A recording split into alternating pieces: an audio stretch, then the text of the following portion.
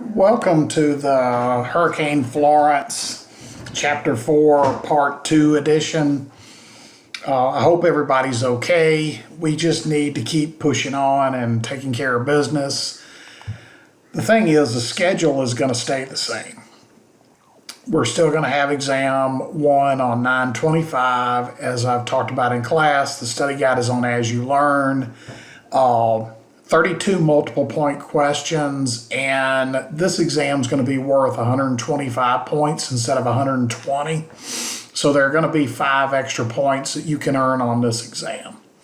So it's going to be a week from tomorrow on 9/25. One thing I wanted to do is make myself available in case anybody needs help with the data flow diagrams, or if anybody needs help with anything on the exam, need to clarify any concepts or have any questions about that, or if you need help with QuickBooks.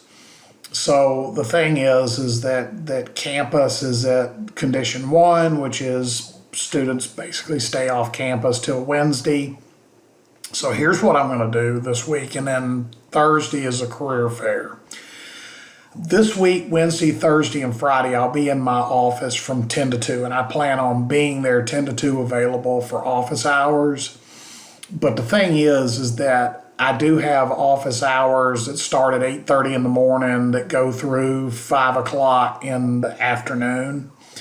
If you need to meet outside of the 10 o'clock to 2 o'clock, just get in touch with me and I'll either come in a little earlier or stay a little later to help you out.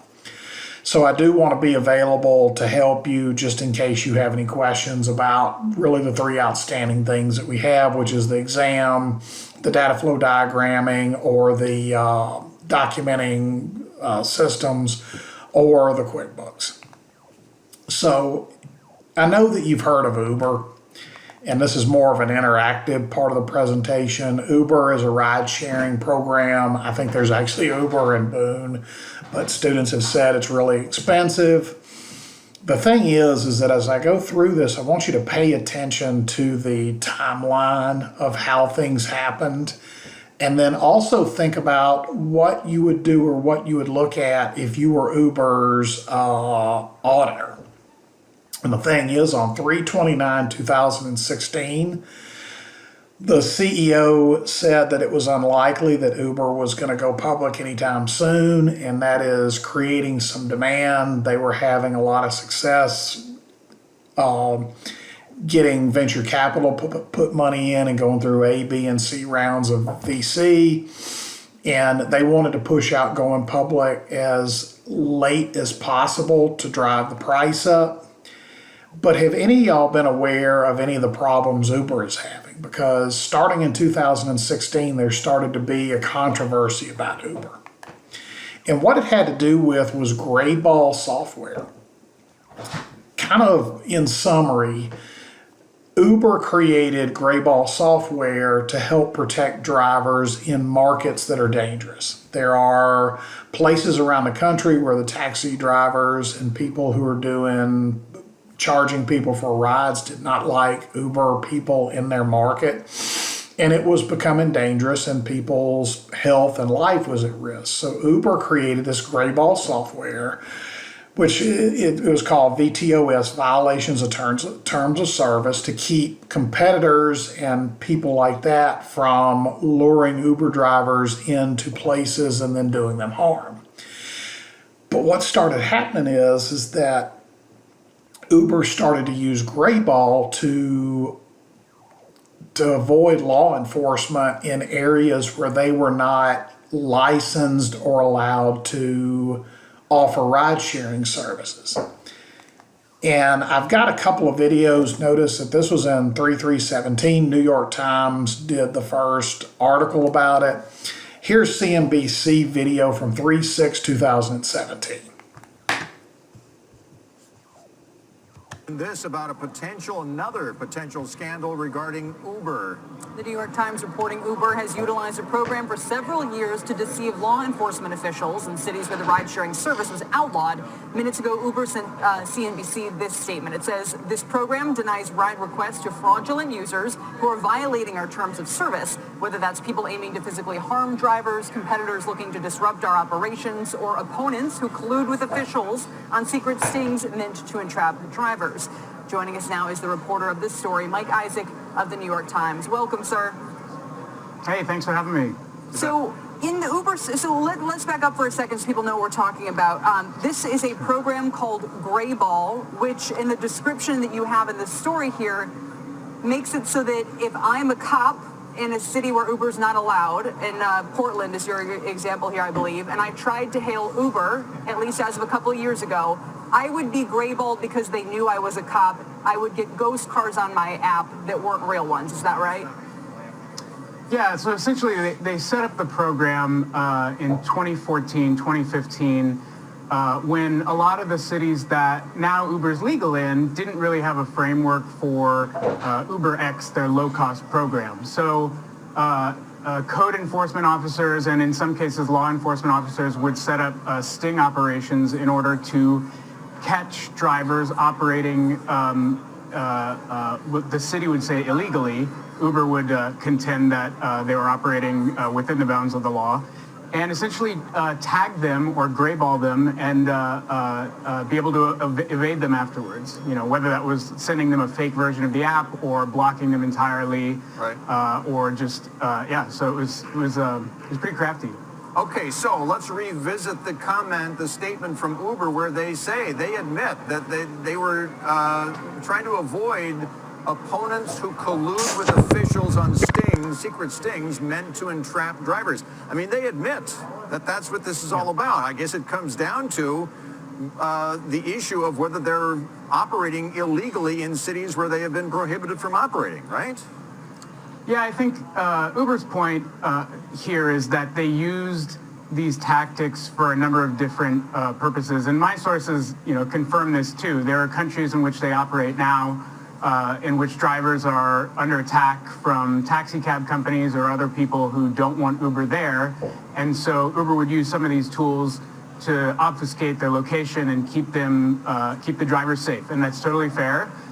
What I found is that this other sort of branch of how they used grayballing was to evade code and law enforcement, and that was something they did systematically and printed up a playbook and distributed it to general managers in dozens of cities all over the world. So this was not just an incident isolated to Portland and a handful of officers they were aware of. You're saying if I was a cop or a code enforcer in one of many cities, maybe Las Vegas, where Uber wasn't allowed, most likely, if I tried to use this, is it the case maybe even personally? Would the app basically just not work for me?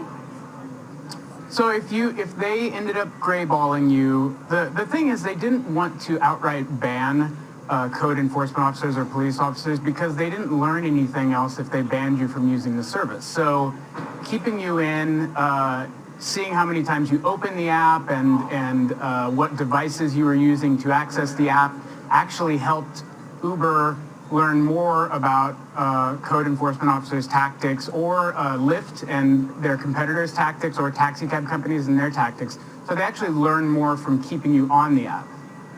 All right, so let's take it to the next step then, Mike. What next? I mean, are we likely to hear from prosecutors in various cities willing to prosecute them for the use of this app, this device? It's hard. Yeah, it's really hard to tell just because this happened 2 years ago. They still say that they're using it mostly outside of the country to protect driver safety. But I talked to a lawyer when I was reporting this out, and there are questions of whether they were obstructing justice in order to sort of escape code enforcement officers or not, or if they were breaking any other potential laws, federal laws versus state laws. So it's really a matter of whether prosecutors in these states or at a federal level want to pursue it.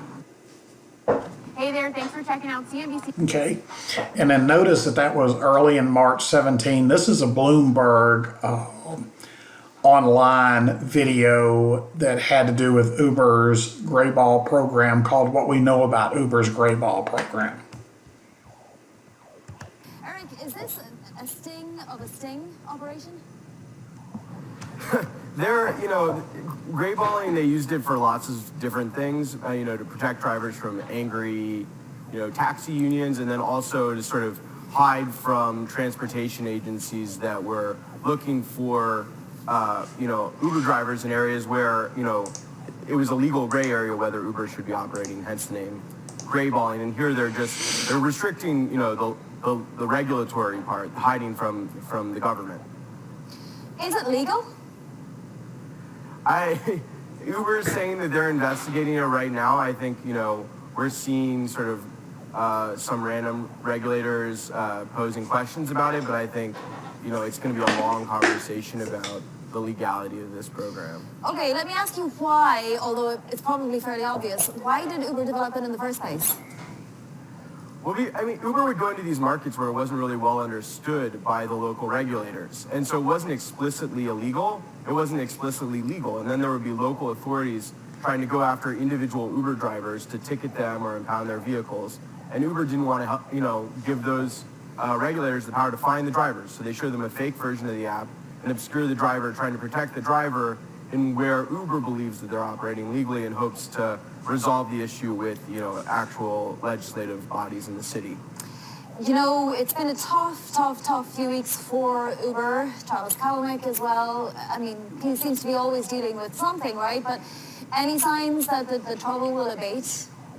I think we're still right in the middle of the firestorm. I mean, Eric Holder's investigating the company's human resources policies under allegations of sexual harassment. We've seen 2 top executives leave in the last couple of weeks.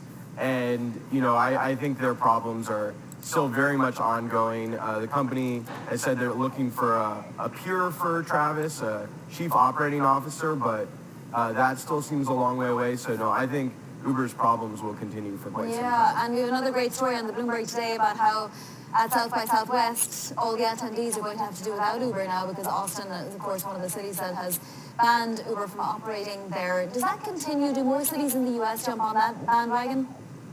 I think we have to see. I mean, Austin's a super interesting test case because, Uber and Lyft left, and so can sort of more regulated companies fill the void. Certainly in New York, we've seen competitors sprout up, but and then all over the world, Uber has some sort of global peer competing in Ola in India or what have you. So I think it'll be interesting to see. I don't think we've seen anything quite like Austin, though, where there's a full-fledged operation and then Uber and Lyft totally pulled out. Okay. And in an Inc. magazine, Uber replaced their CEO. Their new CEO said that they're looking at having an initial public offering in 18 to 36 months. They were hoping that it would be valued $68 million, but before the IPO, they needed to fix the company culture. And if you dig into it, there are a lot of other things that happen with them, including disputes over intellectual property, where they had taken I believe it's self-driving software that they had gotten some of the software or hired some people from Google, and Google had sued them, or a company that Google bought sued them. Sexual harassment you probably heard about with Uber, and then whether managers were taking illegally bribing foreign officials. So a lot was going on with the culture of Uber. Then there was a couple of months later, it came out that several jurisdictions, including Portland, Boston, Paris, Las Vegas, and countries in Australia, China, Italy, and South Korea, were investigating Uber for using this grayball software to evade law enforcement.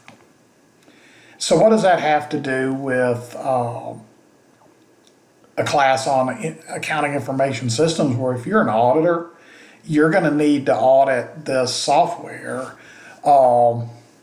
the software that Uber would have, because you wanted to make sure that Uber was collecting money legally.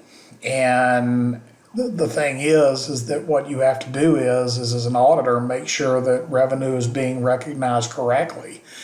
And if decisions are being made where gray ball software is being used and it's being used not for the driver protection purposes, but is being used to gray ball and keep law enforcement from seeing that you're operating in a jurisdiction you're not supposed to be in, then if a company or your client gets caught with that, they're going to end up losing that revenue.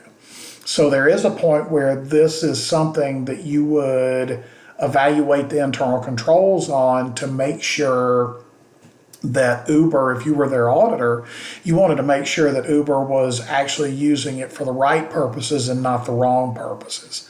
So the thing, would the pursuing information be of interest to you as auditor? Yes, it would. How would you test the gray ball software to make sure it was being used for legitimate purposes and not to evade compliance with local regulations? What you would do is you would diagram how you would make a logical data flow diagram and a system flow chart. You would see where it fit in the logical data flow diagram in the data processing. And if it were to protect drivers, you would be able to test that, but also you'd be able to test to see if it was used to evade law enforcement. One of the things to look at, the United States, we really don't have a major problem with taxi drivers beating up or trying to kill Uber drivers.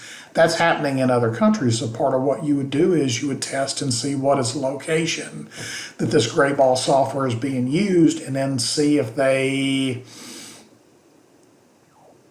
in the United States it's places that there have been attacks on drivers, or see if it's in a jurisdiction and test the internal control to make sure that they're not using the gray ball software in a jurisdiction that they're not allowed to be in. So here's what we're going to do today. You're going to prepare a logical data flow diagram. In the last class, you prepared a table of entities and activities, a context diagram, and a physical data flow diagram. What a logical data flow diagram does, it shows the system's processes, and that's what's in the bubbles. Inside the bubbles in a logical data flow diagram are verbs. So you can see I have down there underneath that bullet point, receive, compare, capture. Compare is on there twice.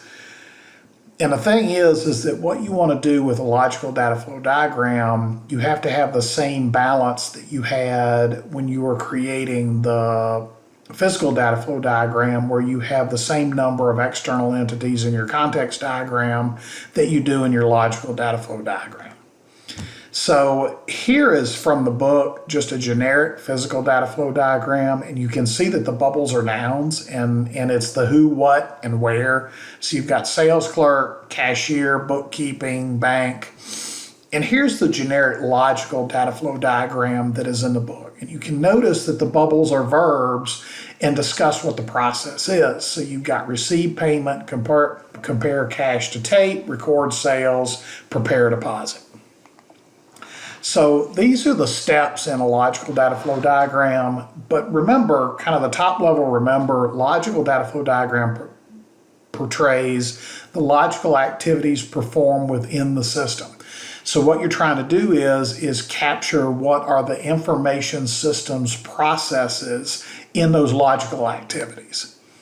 So where you start with is annotating your tables of entities and activities. So you're going to see up underneath this PowerPoint, underneath this presentation, this video, you're going to see I put up 3 handouts. And actually, I came in on Friday and printed out all these handouts to hand out in class on Tuesday. One of them is going to be the table of entities and activities for logical data flow diagrams, where it has in it the subpoena and then the goodbyes logical data flow table of entities and activities that you prepared in the last class or the last lecture. So you start with the table of entities and activities. You mark the activities that don't involve data processing. Create a new table, which is called an annotated table of entities and activities, that only has those activities that involve data processing. You bracket the activities on the table, where basically you divide them into groups, where you can have can segregate different groups of activities. And these are the data processing activities that you use in a logical data flow diagram. What I'd like you to do is take that 01-09 table of entities and activities for logical data flow diagram, look at the Saprina table of entities and activities, and mark out the ones, or mark the ones that you think don't involve data processing. So like in the last lecture, I'm gonna give it about 5 seconds. You can pause the video, do the work at home, and then I'll, on the other side, explain what it should be.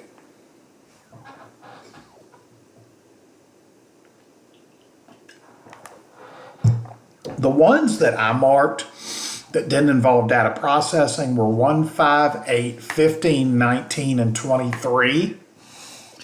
And what that would be is number 1 was give order to a sales rep. That's not data processing.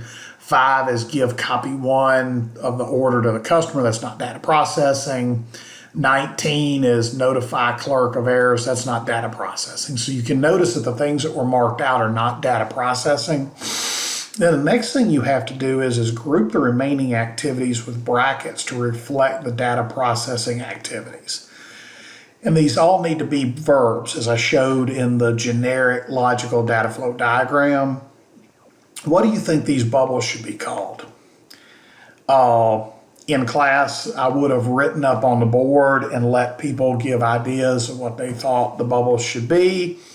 Here's what I think they should be. 1.0 is capture customers' orders. 2.0 is record customers' orders. 3.0 record sales orders. And notice on the annotated table of entities and activities, what has happened is that this only includes those activities that involve data processing. And you have cut out of this, and that's why it's called an annotated table. And notice capture customers' orders, record customer sales, record sales orders are all verbs. So steps in preparing a logical data flow diagram. Once you've done that, what you do is draw the logical data flow diagram using the annotated table of entities and activities. So what I'd like to do is just give you a minute to work on that.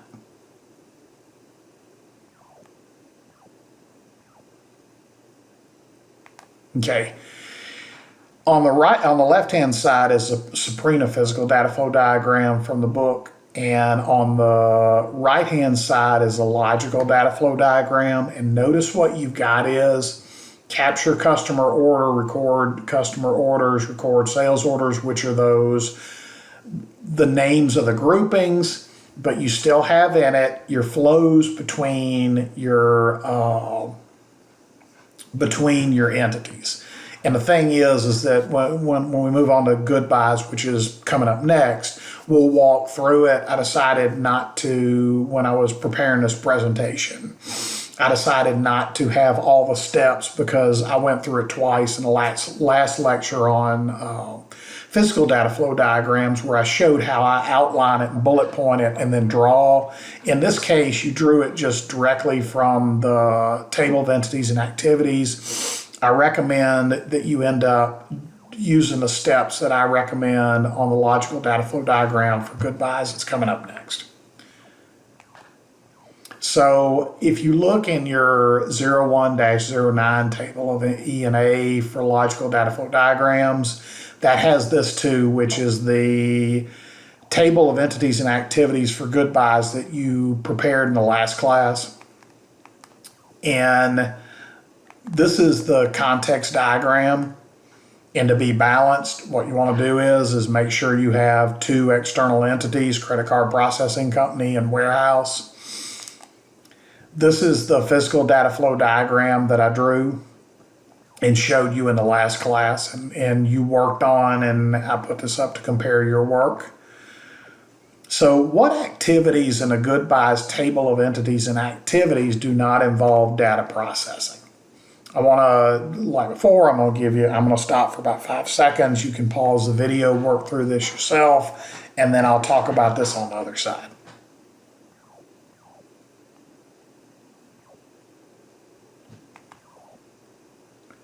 I marked the following as not involving data processing. You've got Activity number 1 is log on to website. Activity 7 is send requested items and quantities to ERP system. Got number 16 is display confirmation number on customer screen. I'm not going to read all of these, but if you go through and look at them in the table of entities and activities I've given you, you're going to see that they don't involve data processing. So the next thing you have to do is annotate the table of entities and activities into group that number 1 occur at the same time and or place, or number 2 occur at the same time but at different places, or activities that are logically related. Next, group items by logical function, use your verbs, and then this is kind of redundant. What I'd like to do is just give you a few minutes to annotate your table of entities and activities.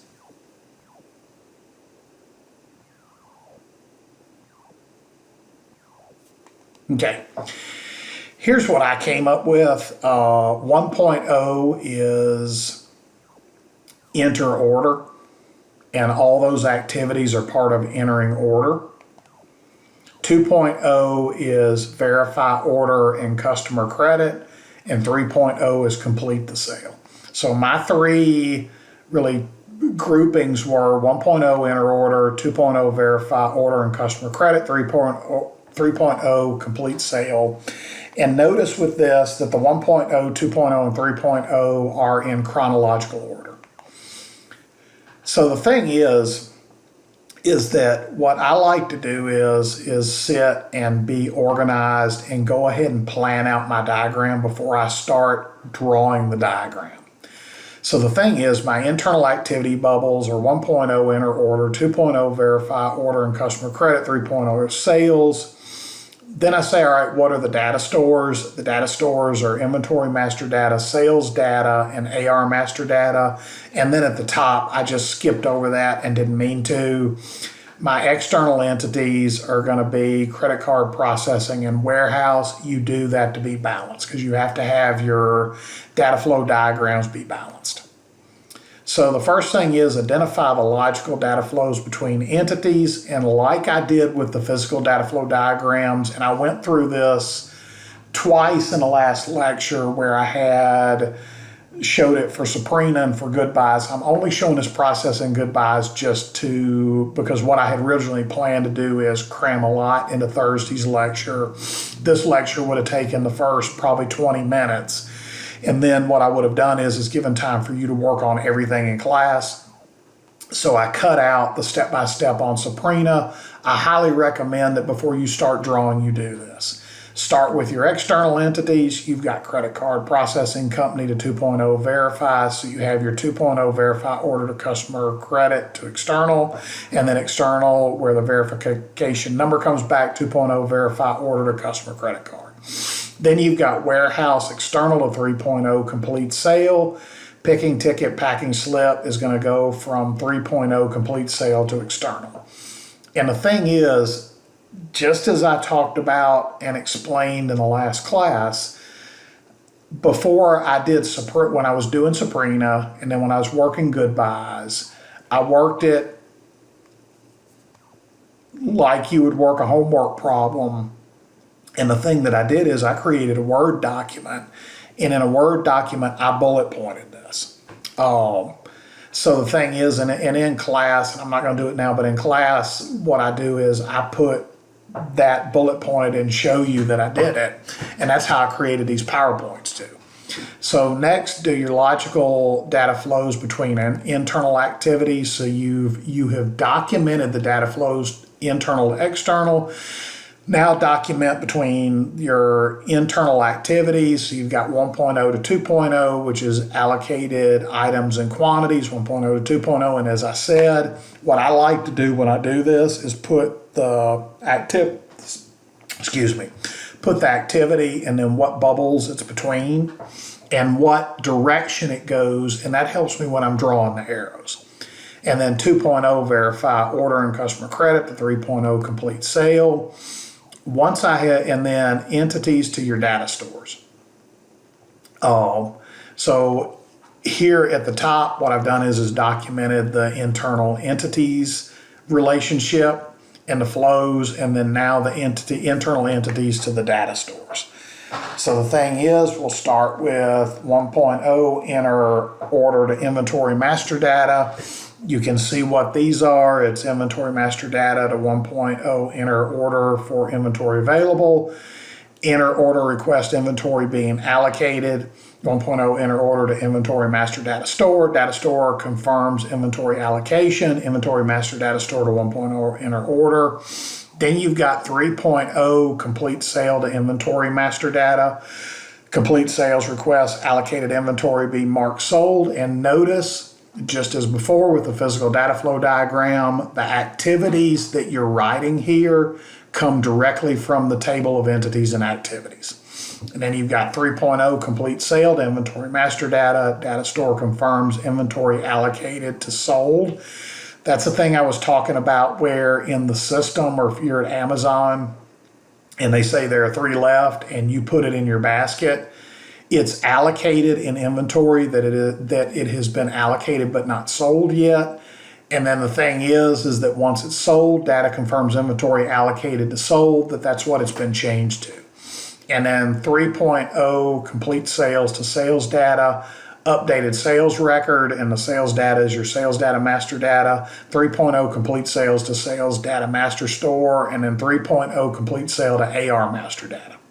So it's updating your master data. And the thing with the flows is, I like putting where the flows are, where left to right. 3.0 complete sale is going and updating the AR master data because that's the direction of my arrows. And just like when I grade the physical data flow diagrams, with the logical data flow diagrams, you're not required to describe the flow on the arrow. On the other relationships you are, but on the data stores you're not. And the way I grade it is to count your arrows back and forth between the data stores and which direction they're going, because I've worked a problem and I know how many there should be and how many in each direction. So what I'd like to do is, now that you've written this out, or if you haven't written it out, go ahead and write it out and get in the discipline of doing that. And then what I'll do is I'll give you a few minutes to draw your logical data flow diagram.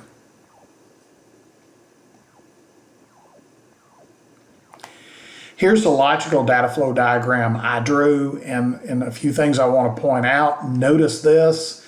None of the arrows going to the inventory master data have labels on them. But if I were grading it, I would know that 1 is going to from inner order and 2 are going out. And then you also have it where you don't put into your data flow diagram 2 inventory master datas, because 1 is to complete sale, 1 is to inner order, because in a system you don't have 2 separate inventory master datas, they're sharing it. So part of the discipline of going ahead and writing what your step-by-step is, as I've shown you, where you go ahead and document what the flows are, your flows between external entities to internal, between your internal entities and then internal entities to your data stores, then all you have to do is just draw it and think, how do I want to lay it out? Other thing is make sure that it is top left to bottom right. And then also make sure for your flows between your internal and external and between your internal entities that you do put what the name of the flow. And the thing is, in previous classes, people have put an A and put an A at the bottom. What I really need you to do is draw it the way it is here, where you have the text in the flow so I can see what it is, because that's the protocol that I'm requiring in this class. So I can't ask questions here, but if you have any questions, put them up on the help file on As You Learn. Please let me know if there's any time that you need to meet outside of the 10 o'clock to 2 o'clock through the rest of the week, and good luck studying.